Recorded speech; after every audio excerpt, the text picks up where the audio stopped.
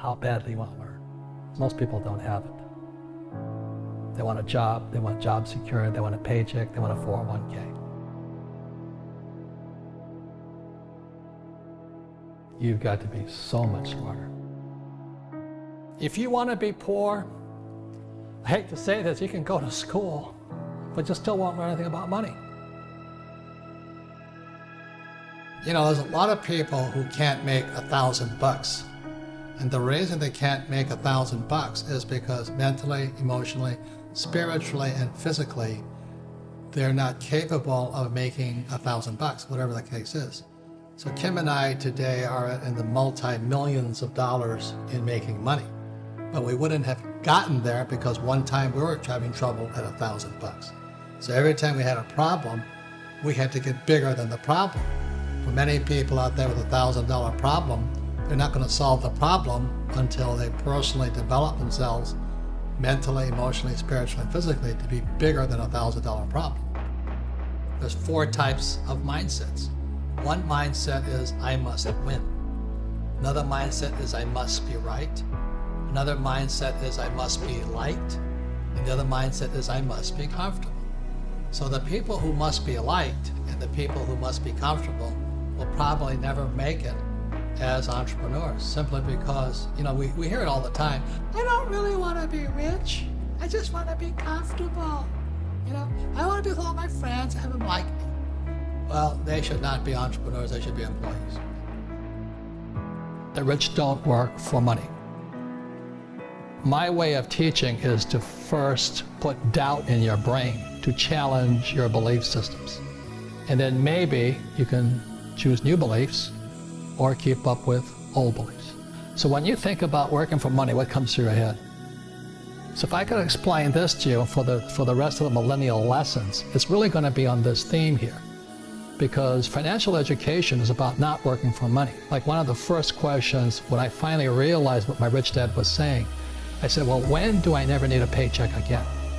So my goal wasn't, you know, go to the moon or, you know, cure cancer. My job was, when would I never need a paycheck again? Because as long as you need a paycheck, be it from an employer or like my poor dad, he was so afraid of losing his government pension. My poor dad was a PhD in education, but what does school teach you about money? Did you learn anything about money at school? Most people don't. So that's why I had my rich dad, who was my best friend's father, and he was teaching me what the rich teach me. If you want to be poor, I hate to say this, you can go to school, but you still won't learn anything about money. And education is more important today, but what do you learn about money? Most kids not going to school, they're coming out of school deeply in debt with student loans, still not learning anything about money. Look at the middle class. You know, they may have high-paying jobs, but the jobs are going away.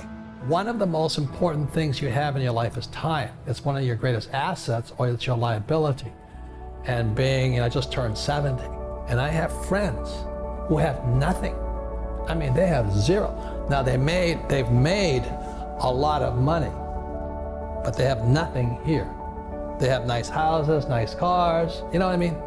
And being young is great, except it can be a liability to you. Because when you're young, you're just having a lot of fun and life's exciting, you know, it's new. But the thing is so many people spend their time focusing here. They want to make a lot of money. And I can hear it in their words. I want a career. This is career. Okay? Or I'm going to start my own business. And this is the chart here, which we've seen. This is the cash flow quadrant, book number 2. E is employee. S is small business, self-employed, or a specialist like a doctor, a lawyer, web designer. B is big business, 500 employees or more. And I is professional investor. The big mistake I see young people make is they focus here. And the words are, I want to do what I love. That's the track. You see, in real life, sometimes you have to do what you hate. Like people think I like to write books. I hate writing books. But it fills my purpose in life. It's not my passion, my purpose in life. because my purpose was to get here. I had to learn what I didn't want to learn. I sometimes had to do what I hated.